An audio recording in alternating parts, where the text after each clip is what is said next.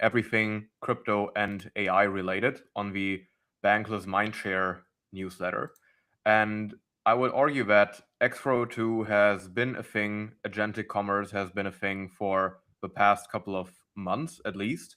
It has kind of been lurking in the CT trenches. I think around base, there has been a lot of conversation. Like some people are trying to find ways how to bet on it, others are still stuck in the phase of just trying to understand the technology. We just had the Tempo mainnet launch a few days ago, and they introduced a competing standard to x402. So, yeah, there's a lot going on in that field, and I think that David is one of the most competent people to speak on many of these questions. So, thanks a lot for coming on, David. How are you doing? I am good. Thanks so much for having me on, Max. I appreciate it.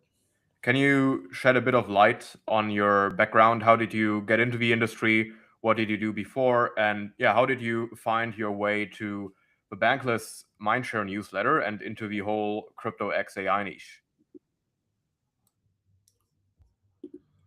Sorry, I'm just trying to flip the video.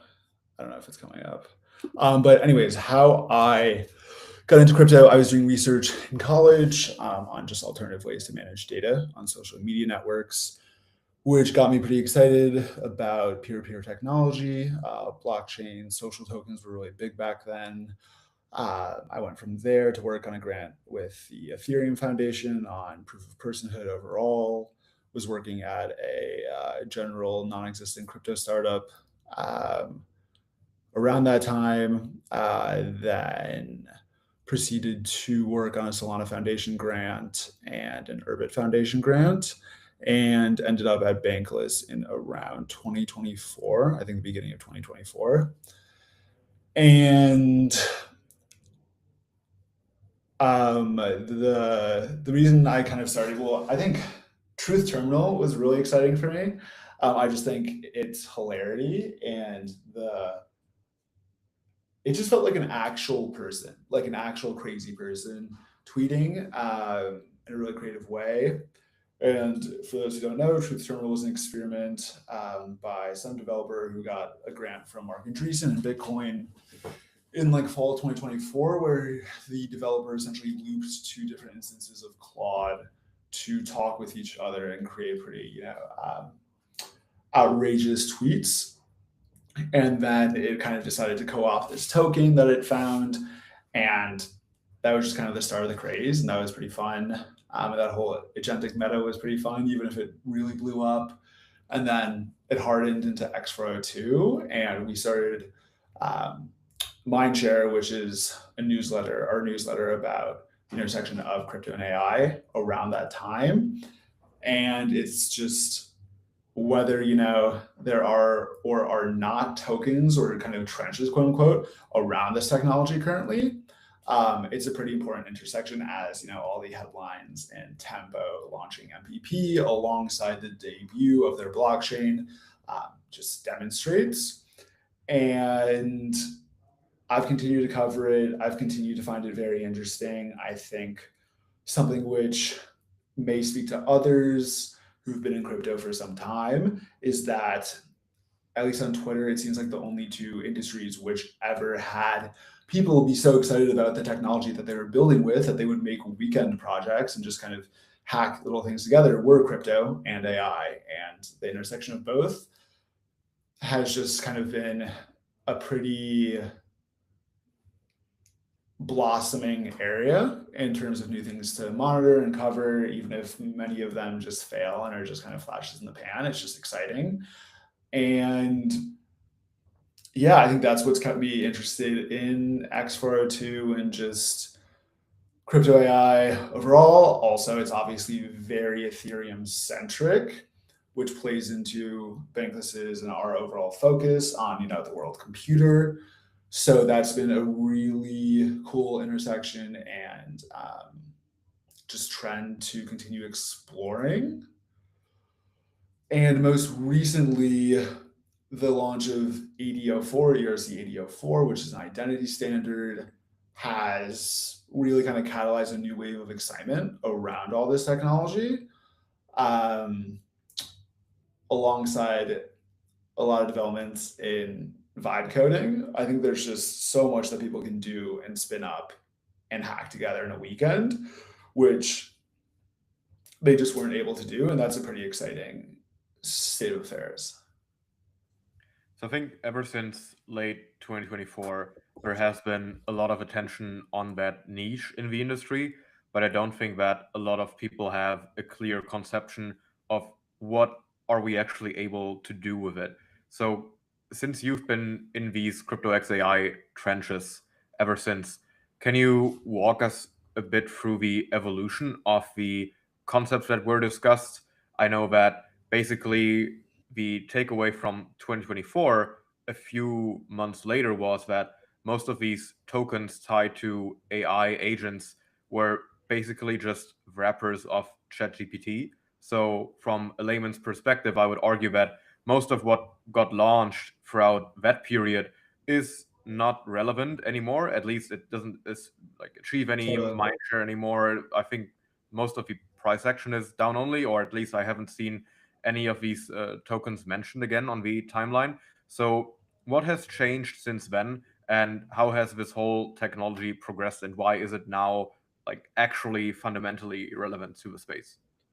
Well, x402, there's a couple points. It's a really good question. There's a couple differences over the span of the year. One, we had x402 launch, and we can get into what x402 actually solves and what the state of affairs of the internet overall is, which x402 calls for, or which call for x402. I do think that a lot of the tokens today are still wrappers in one way, shape, or form. Right at the end of the day, while we are seeing a lot of open source models getting better, and I know that NOS Research, which is a open source, a pretty rigorous open source AI development lab, has recently launched Hermes, which is an open source agent, which, you know, I'd say it's still a wrapper, right, in a lot of ways, because all this is to a certain degree wrapping. But I just think the base models have gotten much better, and it's become easier to use them, and like vibe coding has just become easier and better. Like, as someone who was building a bunch of apps last summer versus returning to it the past few months, I'm blown away by how much better it's gotten. It really, so sometimes it pays to go touch grass for 6 months or so, as they say. So I think there's more people can do with a lower technical level of understanding. But like, really, the developments are that this stuff has matured, right? All those things were just kind of like, oh, let's see what we can do. There's a lot of capital flowing around. It was, post Trump, everyone was wanting to speculate. So there's a lot of capital in the market, and this trend was really picking up. And people were like, oh my God, like, this thing tweets, which was, it is what it is. It was a fun time. And I know Eliza OS is still around from then. Virtuals is obviously still around from then. Those are two projects which, even if their tokens are nowhere near their peaks, matured into used infrastructure. And Virtuals actually co-authored one of the most recent EIPs, which we'll get to, for this agentic economy. But going to like the kind of issues of the internet, which make ERC 8004 and x402 actually necessary, is that essentially the internet is being flooded by AI agents, and publishers are seeing their costs go up because of the amount of pings and requests that their websites are getting from these agents trying to scrape their data to train models. Like Wikipedia's traffic went up 50% from 24 to 25. Many, a lot of like the directory of open access journals, things in that vein, these very like open access resource websites are going down, or seeing their websites just being brought to a halt by these just floods of requests, millions a month. And it's really just weighing on the entire internet. And obviously the reaction for these businesses is to or just sites overall is to block bots. That's a lot easier said than done. One, it's really hard to distinguish between a bot and a human, especially, with like everyone having their own AI agent. I'm sure like I personally experienced a lot more CAPTCHA requests when I'm just like flipping around through tabs a bunch, which I'm just like, I'm not a bot. It's anyways, but essentially, so they're putting up stronger walls. They're trying to put up stronger walls, which is somewhat of a dead end because they're kind of closing their ecosystems or their platforms off to new discovery. And they're potentially shutting out a new customer, which is these agents. So they're also experimenting with this kind of model where it's let the agents pay, right? And the problem is agents can't open accounts or use credit cards. And also the costs potentially of accessing this data are so small that it's just weird for like a credit card or something to do. And using fractional micropayments via stablecoins is much easier. And also this whole point about agents not being able to open accounts or use credit cards, if you really want your agent to be autonomous and access these platforms, this dynamic data, let's say Bloomberg or a place with high quality weather data, instead of making it so an agent would have to access the platform, set up an account on that new platform, even if it's going to be used once, you would have to then fill your account that you've set up on that platform with tokens, KYC, just do all that stuff.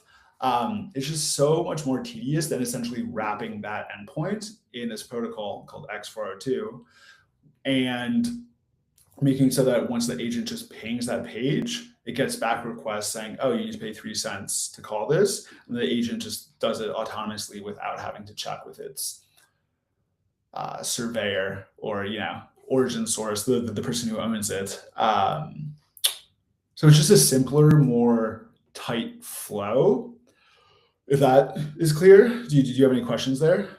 Yeah, I think we'll get deeper into the whole distinguishing between bots, agents, and human users down the road of the conversation.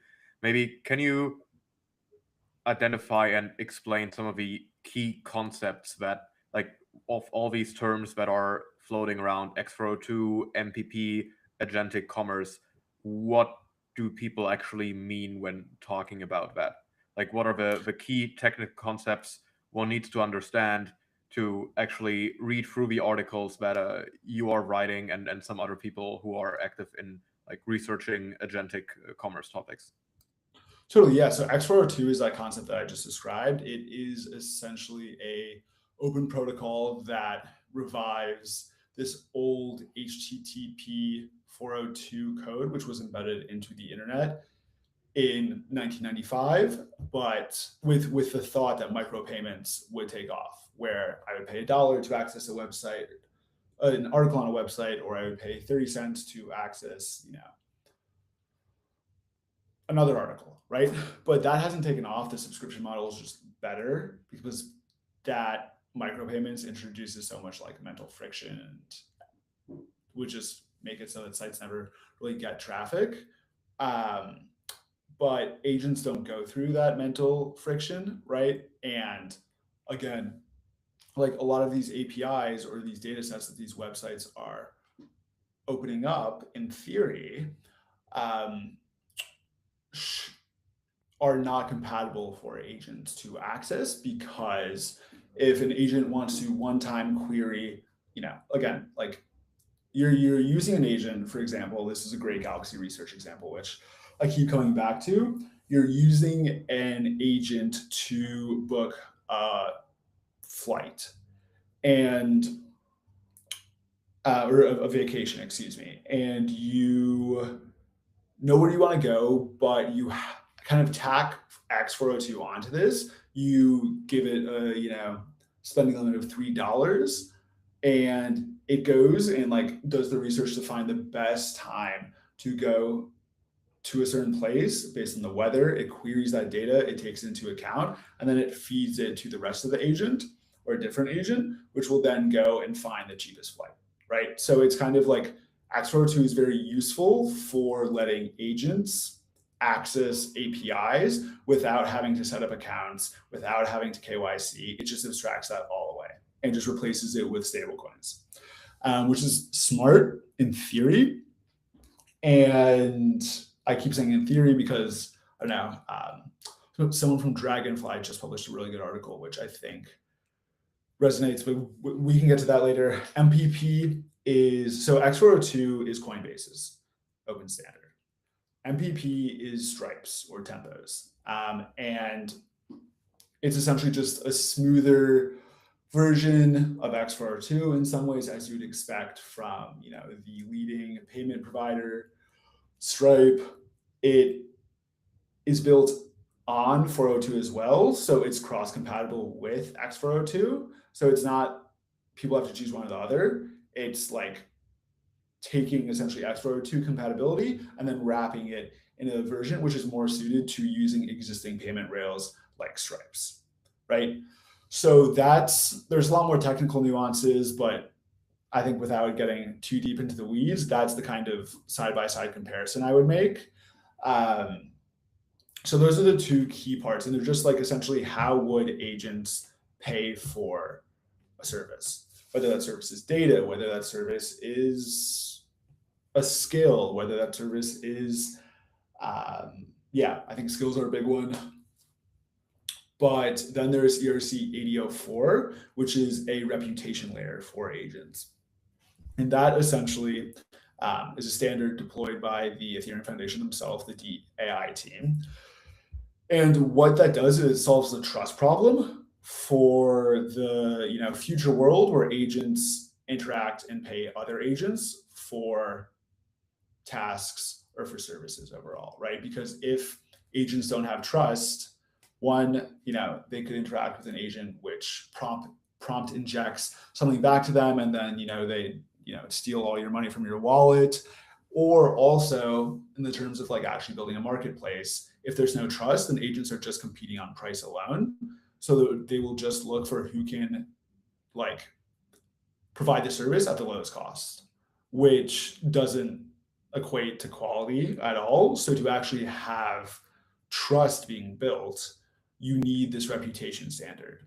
And that's what 8004, ERC 8004 provides. So think of, the sequence, your agent or you discovers another agent via ERC 8004. They negotiate through agent or some other standard, one of these open standards, and then they go through the process of creating, a task. There's a new standard from Virtuals and the Ethereum Foundation called ERC 8183, which is essentially sort of like an escrow contract for like, these are the terms of the deal, right? It's kind of the handshake agreement.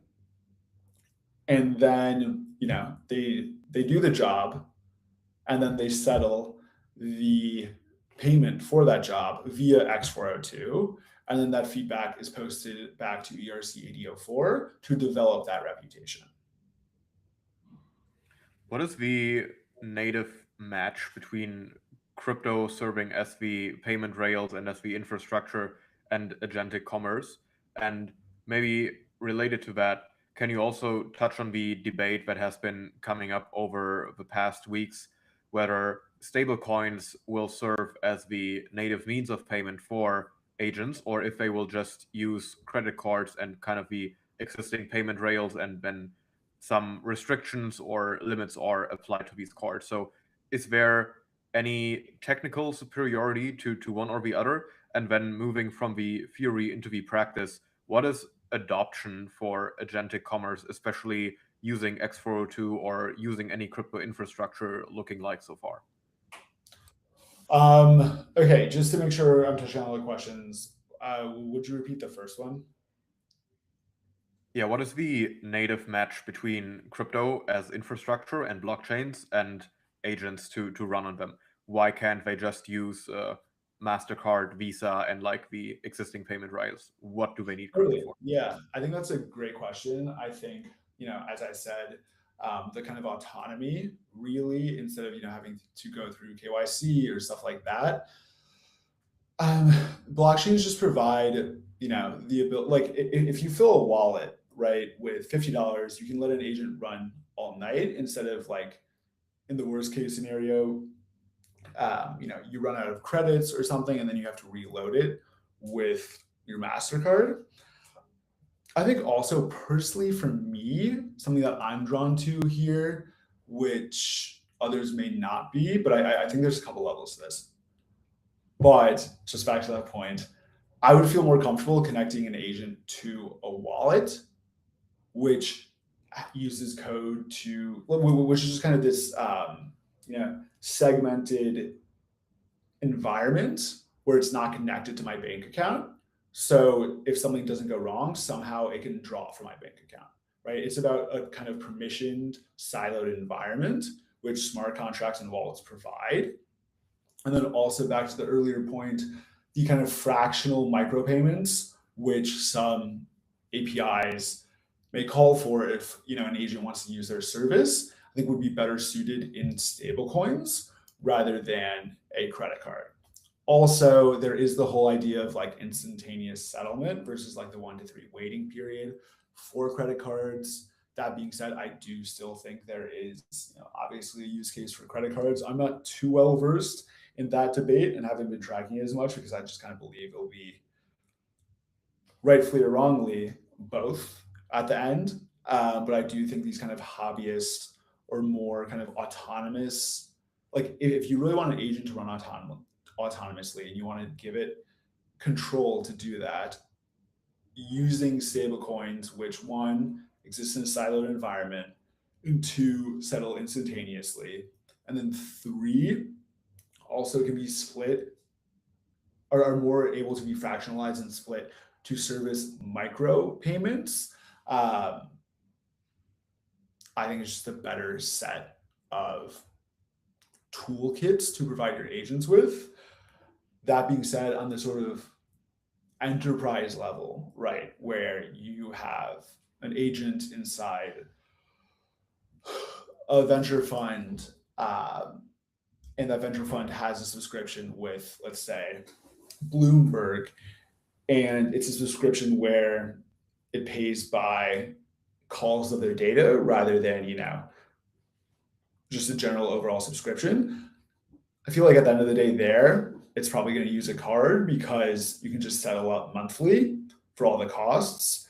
But really for these like one-off, smaller kind of bottom-up projects, if that makes sense, that will use stablecoins. So it's to really, just as, with crypto, giving people the ability to kind of exist outside of institutions, stablecoins, ERC 8004, x402 enable agents to exist outside of traditional payment rails and traditional service systems.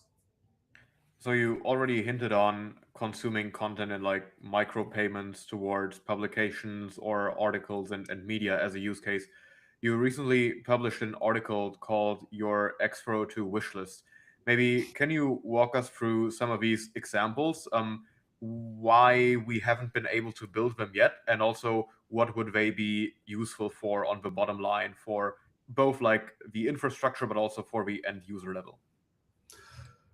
Yeah, I think the thing with x402, which we're seeing, which I'm forgetting his name, but I think his handle is on-chain Lou over at Artemis, has been superbly tracking, is that a ton of x402 volume is incredibly gamed.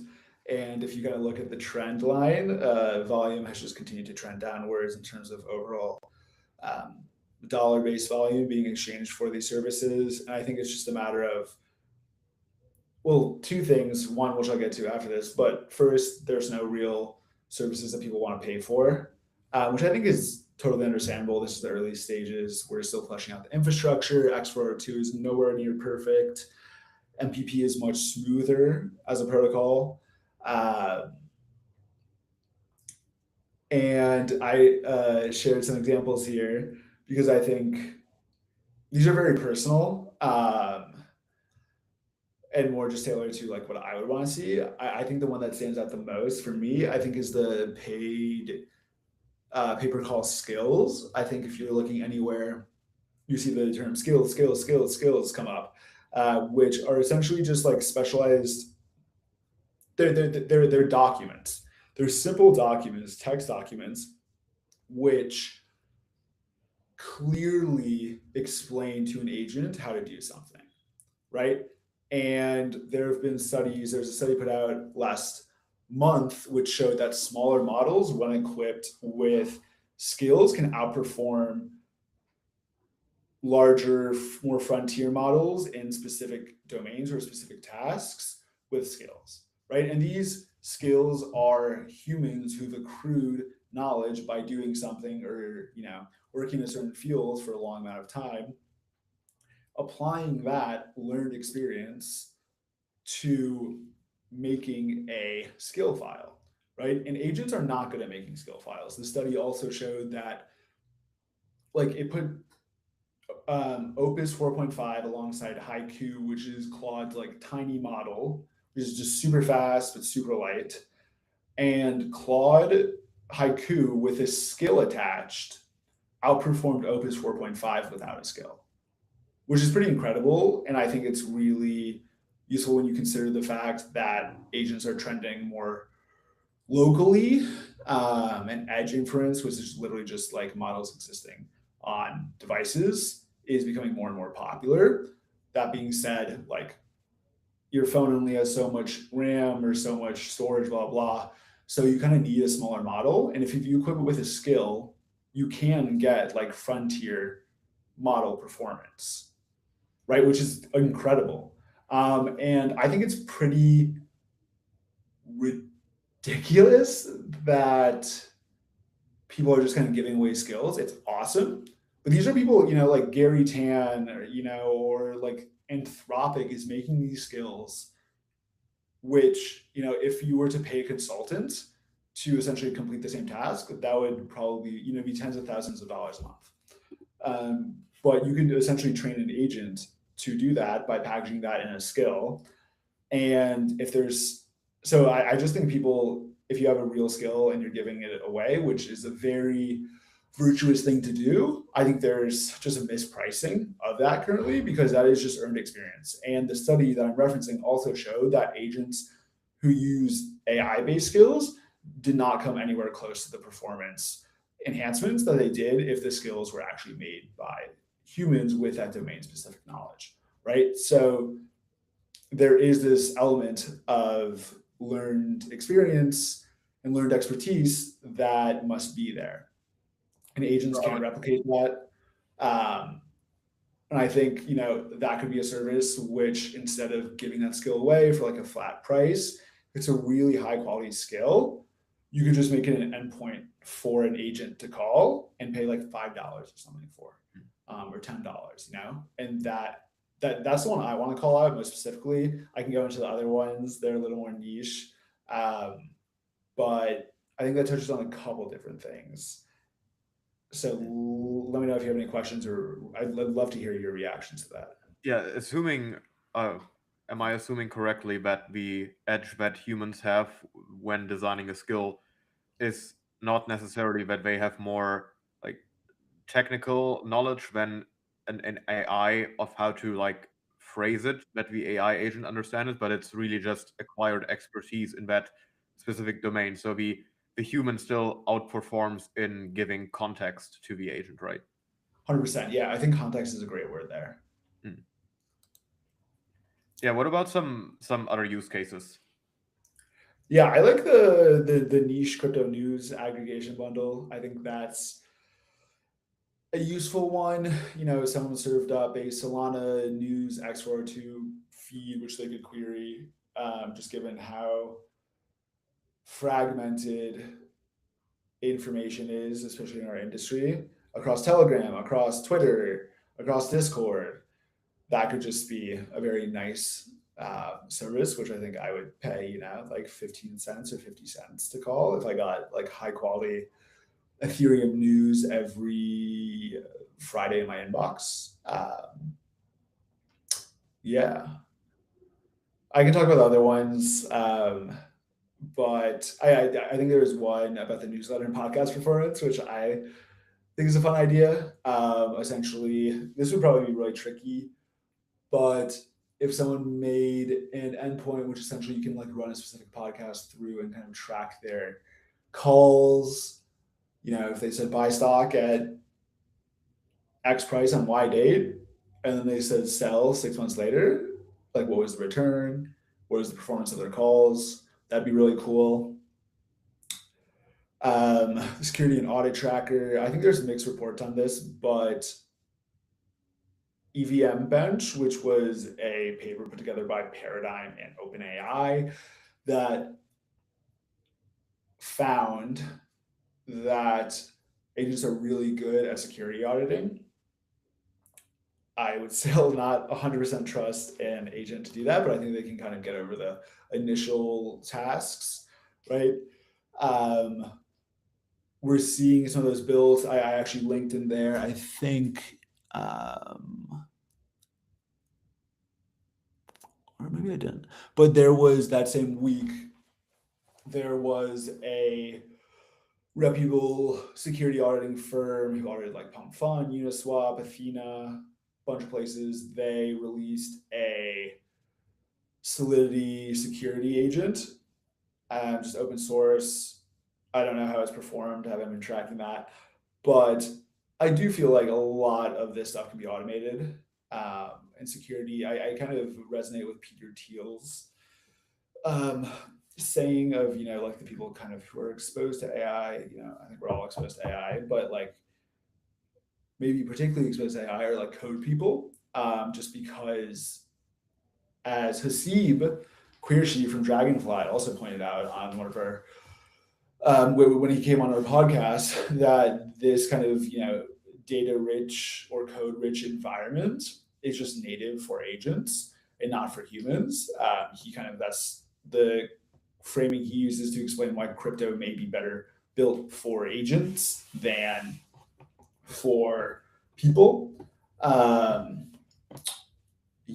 So I think that all feeds into like agents are good at dissecting code. They're obviously not the best. If you've ever vibe coded anything, you'll know like they just make a lot of mistakes. And we're nowhere near like, or I don't know, maybe we are, but in terms of as a layman's use of these models, we're not close to being able to letting the agents just run completely on their own, in my opinion. Yeah, I listened to that episode with Josep as well. I can highly recommend it to everybody because I think for people who are very DeFi native but not necessarily techies or engineers, that was a very good explanation from like a low to a high level why blockchain and crypto as infrastructure is more suitable for agents overall than it is for humans. And I would say I more or less subscribe to the thesis that very soon we'll see much more transaction on blockchains being executed by agents than by humans. I think Brian Armstrong from Coinbase also shared that take a while ago. Speaking of all of these different standards, all of these different chains, so we have x402 on Base, we have the Ethereum Foundation publishing these reputation standards, or like the agent reputation score. We have Tempo, which I think is also EVM based, introducing MPP together with Stripe and positioning itself as the chain designed for payments. You also mentioned previously that overall the whole agentic commerce stack is rather EVM centric. So how can we envision agents interacting on blockchains alongside humans and like regular users? Are they just a part of the blockchain economy on every single chain?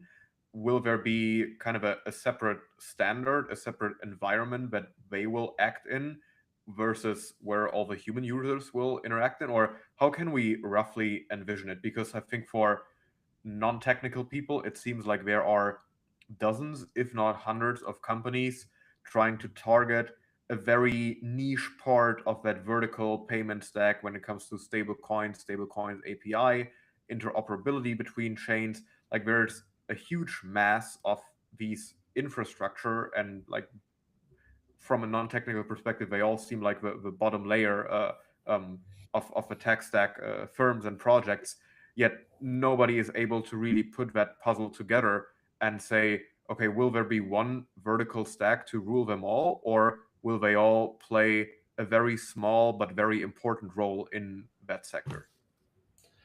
I think they'll exist code like just they already exist on chain with us. You know, we already have a lot of bots on chain.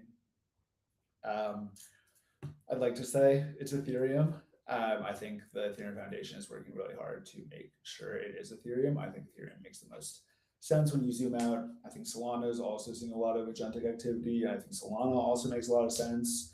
I think that just comes down to like which chains are being the most used and which have can which speed like which chains can facilitate this speed and the level of transactions that agents need and will act in.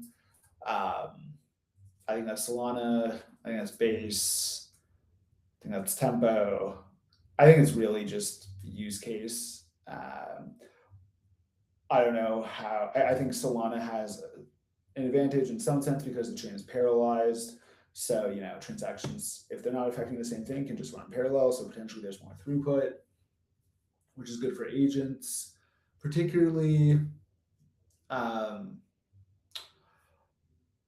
I just, I think they'll be everywhere, and I know there are some great companies building out specific use cases and really around yield, I think is a big one, because no one really wants to, and also with just like the competitive nature of DeFi maturing, and also people just having to, I don't know, I think DeFi and yield is something which requires constant attention, and no one has the ability to give something constant attention except an agent.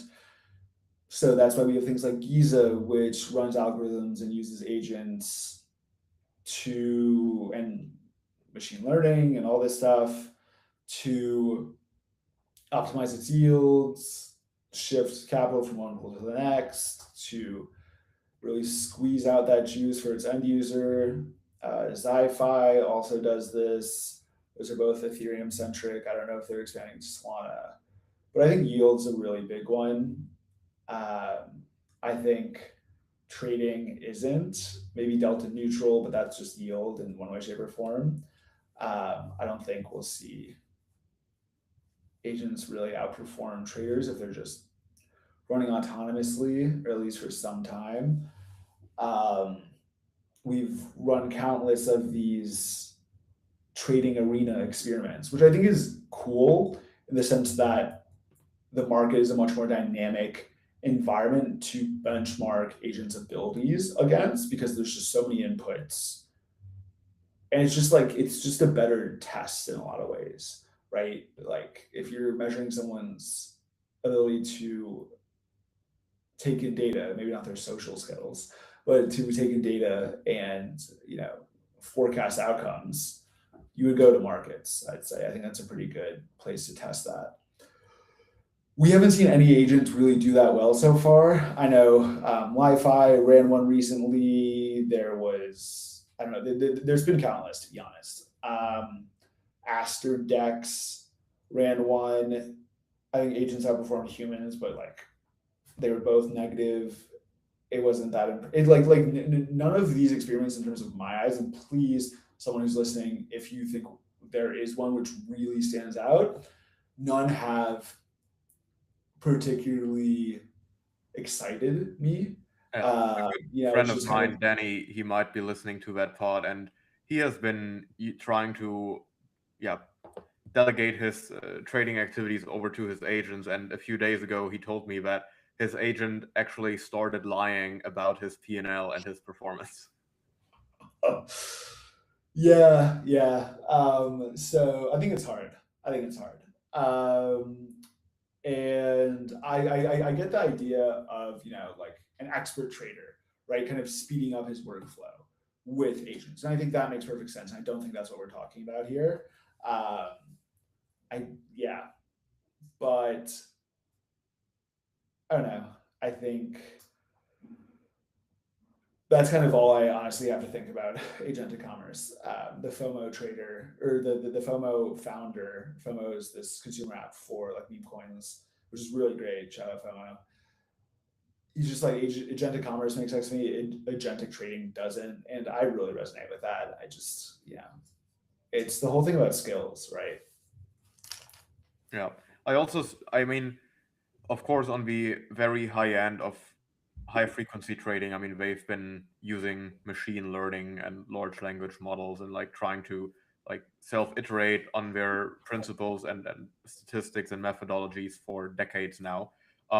There, the agents might play a role, but I mean, they still haven't replaced all the quant engineers that like Optiver, Jane Street, Citadel, etc., are hiring with hundreds of thousands of dollars in salary right out of college. So I do agree that agents, as of now, are much more relevant and interesting for any type of monitoring tasks where humans simply cannot compete with the frequency that is needed to monitor something or with the endurance and the liveness that something needs to be monitored with. Where I do think we could meet in the middle between like trading or generating yield and just monitoring stuff. I think anything that in the direction of vaults that are allocating into different like lending opportunities or like vaults that are allocating into other vaults. Of course, you still have a lot of tail risks that have to be solved, that the agents are like not overstepping certain permissions. But I think in terms of constantly calculating risk reward scores and like assessing which of these allocations makes the most sense right now, I think there is a potential use case that I would see. Also, we just saw Resolve and their stablecoin DPEG, and after an exploit yesterday. So maybe, I'm not sure to what extent that would work already, if like a vault was monitored by an agent, it would have been able to like identify that DPEG earlier than most human users, especially if you're lending towards somebody who has supplied the Resolve stablecoin as a collateral. Then you would have been one of the people who would have withdrawn from that vault the earliest. So you might have been able to avoid that debt in that case. Yeah, I think that's that's the resolve instance was exactly what I was thinking about as you're saying this. I haven't been tracking the evolution of vaults as I just haven't been really tracking it. I know it's a big thing. I can't imagine that they're not using AI for that already. You know, like they have hundreds of millions of dollars at stake here. They're definitely employing every single skill. I think there are some tools that they can use in terms of I know EigenLayer or EigenDA, EigenCloud, whatever they're called now. They are building something called verifiable inference, which essentially like lets you remove all the randomness from prompts and inference. So when you type hello into Claude, you'll get a different response probably every single time, or at least variation responses. But if you run it through an AI, which is in this verifiable LLM, it's like stack, then you'll get the same response over and over again, which is good to kind of like firm up these defenses. I think potentially in those cases, I can't really speak too much about vaults. I don't think it's the last exploit we'll see. I'm kind of amazed that I don't know. I haven't been tracking Giza again, which is really in my eyes the number one yield agent, or Zi-Fi. I don't think they were exposed, which is pretty cool. But vaults feel like something that definitely need to get fleshed out and need more risk monitoring. But I know those institutions, those companies which are stewarding the vaults are definitely employing AI right behind the scenes. But I don't know how quick prevention can be there. I think it's tricky.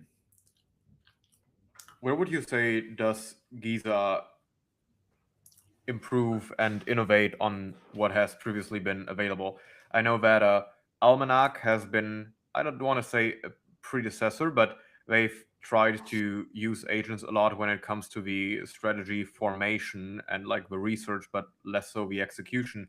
So, what is Giza building that Almanac has not been able to achieve, and I how is think it they were different? attacking different things. To be honest, I am not versed in the technicals of Giza. I think I really only understood them through the lens, which was like agents and using AI will kind of like to Hasib's point, will just become an easier interface for acting on chain through, rather than flipping around all these different vaults, right? If you just have an agent doing that and optimizing for yield on the back end, that's a lot smoother. I don't know what they're specifically doing to outperform. I don't know where Almanac went wrong. I think Almanac, from my understanding, I think can fit into this agentic trading overhype thread that we're discussing, um, with like I don't know, like they just it's hard to automate trading, right? And it's hard to like if it was that easy, we would see Jane Street's revenue like quadruple every month. Um, but we haven't, at least to my knowledge. So, the market just keeps getting more competitive. And I think it's really hard for smaller startups to compete. Yeah, a few days ago, I saw Catalyst, which seems to be trying to target that same vertical, but with like a larger extent on, yeah, the stack. So there it is not only about crafting the strategy, but basically also stepping forward into the execution. So what would you say makes you inherently critical of approaches like that, and what would need to happen to how like we can verify agents, but also how we are able to instruct agents for like outsourcing trading to agents becoming a more realistic and like yeah a more prudent thing to do from an allocator's perspective? Yeah, I think some things we can do are probably one, I think agents just need to mature. I think also two, I think employing things like verifiable inference from companies like Eigenlayer could definitely go the distance here towards, eliminating problems like your friend ran into where his agent was just lying about the P&L that he was generating. I haven't been following that. This is something I want to dive deeper in, too. So if anyone's feels they're an expert, please feel free to DM me. The new auto research thing that Andre Karpathy put out, which is just kind of like, from my understanding, just a like looping training with also some memory components. I haven't had much time to dive deep into it yet. I think this is kind of, I think it's just like the next thing that people want to try, and I think it's also like the $1 million, like it's the $1 trillion, to be honest, like idea. If you can make it so that anyone can make money easily, like people are going to keep taking shots on goal for that, right? That's kind of how I see it more than anything else. Um, I feel like if Jane Street releases a model, right? Like that's also like they have no incentive to release a model, right? Like why would anyone share this? Um, I do think maybe frameworks for professional traders to automate their own strategies are useful, but I'm sure those things already existed, and I feel like AI just in a lot of ways potentially adds just an uncontrollable variable to this equation, which doesn't need to be added in most cases.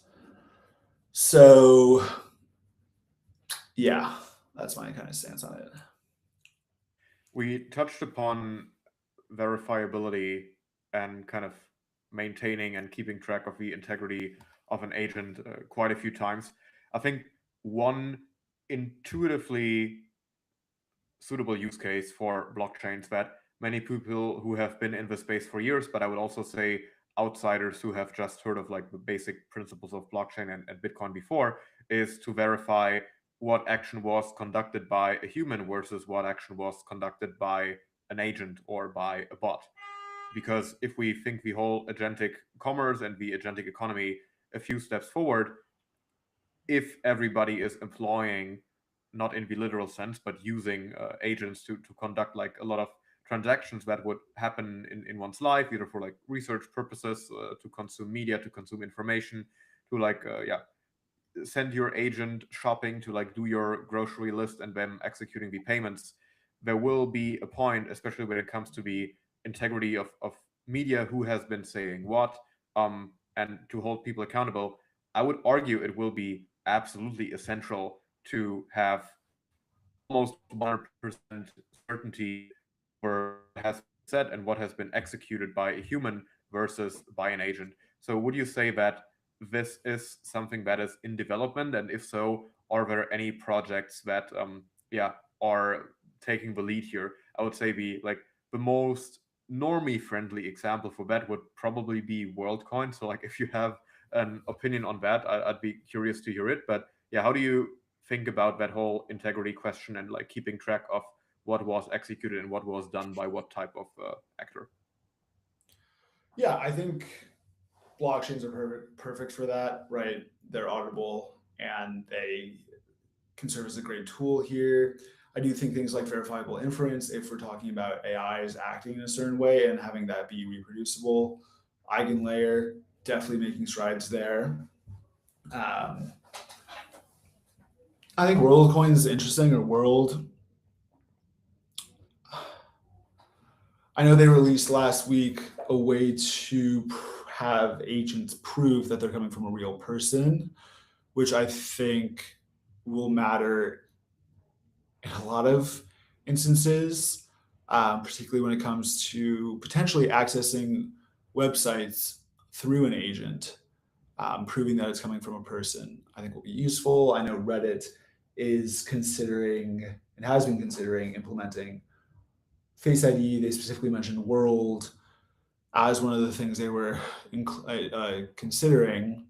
So I think there are definitely a lot of ways that blockchains can play a role as a registry of truth. And I think they kind of already play that, or aspire to play that. So I'm excited to see it flesh out, but it really feels like the most immediate ones that come to mind are World, Eigenlayer, and then just blockchains overall. I'd say Ethereum. Yeah. Since we're getting closer to the hour, are there any topics you would like to cover that we have not touched upon yet, or any hot takes you would like to share surrounding the current state of the markets, or specifically the agentic commerce niche? Yeah, I think one thing that I wrote about recently last Friday, which I think is a really interesting point that people are missing in the whole x402 versus MPP debate, which I can summarize quickly, is that Cloudflare is this central actor in all this, right? They're building the walls to help these websites. They already service 20% of the internet, which is a huge amount. And they've been building ways to help websites block bots for a few years now. But last summer, pre the release of their foundation, the X402 Foundation with Coinbase, they released pay per crawl, which is a tool where essentially bots can crawl or scrape a website, and that website can charge them a fee, right? It's this permissioned access that I was talking about in the beginning. So you would say that Cloudflare is kind of the ultimate gatekeeper of the internet? I don't know if they're the ultimate gatekeeper. I'm not too well versed. There's a bit of an echo all of a sudden. Awesome. Okay, thanks. It's not the ultimate gatekeeper, but they're like, I think they're the gatekeeper that people know the most, and I think they're definitely central to this. And they're the only people who are making strides on X4. They're the only gatekeeper who's really making strides on X402 or being so involved in that. Because then in September, they released this X402 Foundation with Coinbase, right? Coinbase had debuted X402, and it was pretty amazing that Cloudflare was working so hard. It makes sense, though, given how much of a kind of linchpin they are in this dynamic. Following the release of the X402 Foundation, Cloudflare announced the net dollar, which we don't really know much about it, but it's a 1-to-1 USD backed stablecoin for doing these actions related to X402 and web scraping and for bots. It's just for agentic payments. It's how they describe it. And they didn't announce an issuer, which was surprising. And then a series of months later, December, Coinbase has their system reboot announcement or system update, whatever it's called. And one of the features they announced is that they will be providing stablecoins as a service through their Coinbase business to let anyone essentially deploy their own stablecoin through Coinbase. And they would do that through their partnership with Circle. So it's very, one service wrapped in another service wrapped in another service. But even then, Cloudflare didn't announce that they were releasing the net dollar with Coinbase. And an article came out last week in the Information, which talked about Coinbase going into agentic payments and stuff like that, blah, blah, and them being one of the people vying for the deal of releasing Cloudflare's net dollar, which isn't a really good sign, in my opinion, for X402. And the pay per crawl feature, which Cloudflare announced and is in beta right now, in private beta, I think, actually uses Stripe. It's you pay for it through Stripe, right? And Stripe is also just like the dominant payments player already, right? And and also Cloudflare now supports MPP, which obviously they would. It's also an open standard, not too big of a deal. But I think all these pieces together are like making it so there is a good chance that Cloudflare chooses open issuance, which is Bridges, which is Tempos, which is Stripe's stablecoin as a service platform, to issue net dollar through. Obviously, then they have an incentive to, and net dollar can be issued through X4 or used through X402 or MPP. It doesn't matter. But just all these ecosystem synergies are kind of lining up so that in my eyes, if Cloudflare chooses to launch net dollar with open issuance, that would definitely be a blow towards X402. And also a pretty big slight, to be honest, considering they launched the X402 Foundation with Coinbase, because they would obviously have a desire to incentivize using net dollar. I'm not sure how fee structures work with open issuance, but I'm sure they take a cut of all stable coins that are issued through their platform, which means that just like activity would, like, incentives would line up for using MPP, for using Stripe, for integrating with all of Stripe's stack. I don't think it's the worst. Like, I don't think it's a bad thing. I just think it's a piece of the puzzle that people are missing when it comes to X402 versus MPP. Because yeah, sure, like Stripe's MPP has like some smoother technicals, blah blah blah. I don't. And the advantage of using Stripe's existing payments is a big plus, but I think Cloudflare could really move the needle here. I think that's something people are missing and something to watch out for. So this creates the impression that with agents that are supposed to abstract away interacting all of these different layers, we are ending up with a state where it is just more and more layers introduced on top, more and more friction introduced on top. So this whole, like, if you look at a fraction from like high school math, where you had that rule that you can just like reduce things away over each other, it feels like this is an artificially complex infrastructure because certain players are gatekeepers over certain niches of the whole value stack, so they can accrue value. They obviously don't want to give it up. They don't want to all make it open source or all permissionless. And now you have these agents that have to kind of run through all of these different steps and like abstract them away for the user not to feel something. So I mean, this could easily spiral into a more philosophical conversation about how value overall will accrue in the agentic economy.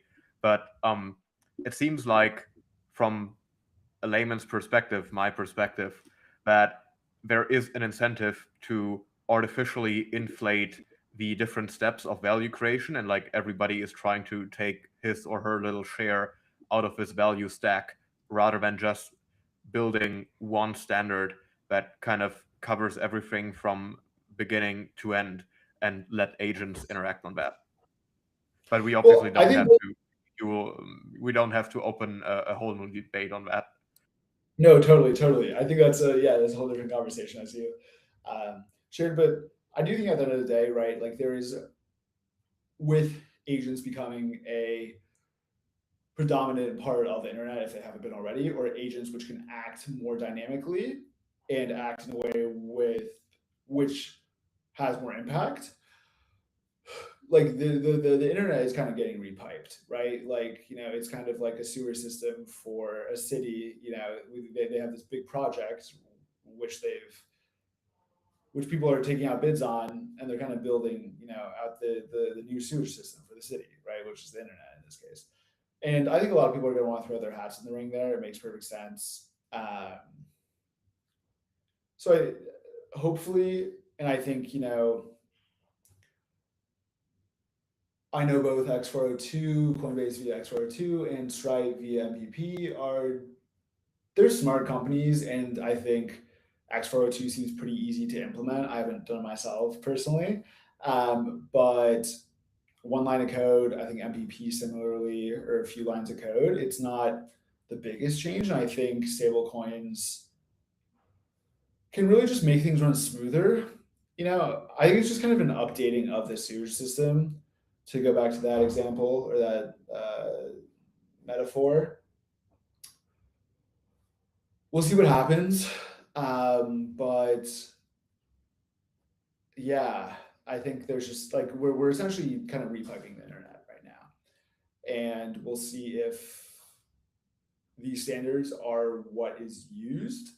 And there definitely are a lot of existing actors which are kind of merging or interacting with crypto native players in a way that I don't think we've seen in a long time, which is kind of similar to what's going on in TradFi and crypto overall. But I think it's cooler on this side. Just to finish this conversation off, where do you think we will stand at the end of the year when it comes to all things agentic payments and agentic commerce? Maybe to make it a little more tangible for the listeners, specifically, what use cases will likely be executed or can be executed by agents at the end of the year?